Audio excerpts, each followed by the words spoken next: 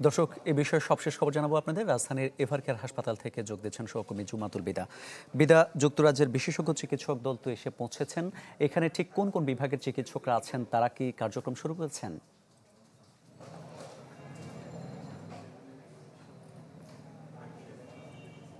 মামুন, চিকিৎসক দল যুক্তরাজ্য থেকে যাদের আসার কথা ছিল, দুইজন, রিচার্ড বিলি সহ আরেকজন, তারা সকাল নাগাদ পৌঁছেছেন বাংলাদেশে এবং তারপরে তারা হাসপাতালে পৌঁছেছেন এবং হাসপাতালে যেই বিশেষজ্ঞ চিকিৎসক দল রয়েছে তাদের সাথে আলোচনা করে তাদের পরবর্তী কি কার্যক্রম, কি সিদ্ধান্ত নেওয়া যেতে পারে সেটি আসলে তারা নেবেন, সেটা যতটুকু আমরা জানতে পেরেছি। একই সাথে আজকের এই দিনে বিকাল বেলায় কথা রয়েছে চীনের একটি বিশেষজ্ঞ দল বাংলাদেশে পৌঁছাবার এবং তারপরে তার শারীরিক যেই অবস্থা রয়েছে, ফুসফুস এবং হৃদযন্ত্রের যেই সংকটাপন্ন অবস্থার কারণে তিনি মূলত নিউমোনিয়া নিয়ে ভর্তি হয়েছিলেন। নায়াসিনামাইড ও স্যালিসাইলিক সমৃদ্ধ লিলি ফেস ওয়াশ, যা ফেসের ডেড স্কিন সেল দূর করে দেয় দ্বিগুণ ফাস্টার ব্রাইটেনিং।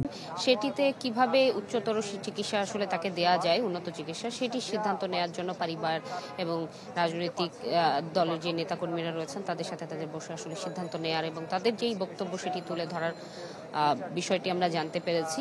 এর পাশাপাশি পরিবার থেকে এই চিকিৎসক দলের যেই সিদ্ধান্ত এবং তাদের সাথে সমন্বয় করছেন খালেদা জিয়ার পুত্রবধূ, এবং তাদের আসলে এখন পর্যন্ত যে সিদ্ধান্ত শারীরিক অবস্থার উপর নির্ভর করে সেটি এখনো পরিষ্কার নয়, কারণ তাকে বিদেশে নিয়ে যাওয়ার জন্য যে ধরনের সুযোগ সুবিধা প্রয়োজন সেগুলো এখন পর্যন্ত রাজনৈতিক দল হিসেবে বিএনপির পক্ষ থেকে ব্যবস্থা করা হয়েছে এবং তারা আসলে এই সিদ্ধান্তটুকু যতটুকু আংশিক জানাইয়েছে গণমাধ্যমে সেগুলো আমরা জানতে পেরেছি। এর পাশাপাশি আসলে কিভাবে নিয়ে যাওয়া সম্ভব এই শারীরিক অবস্থায় সেটি এখন দেখার অপেক্ষা।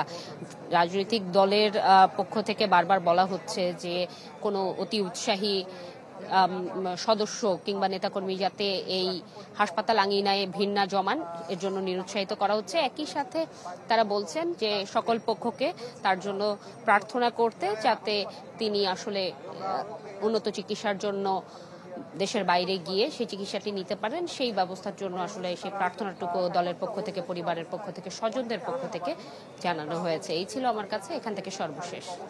ধন্যবাদ।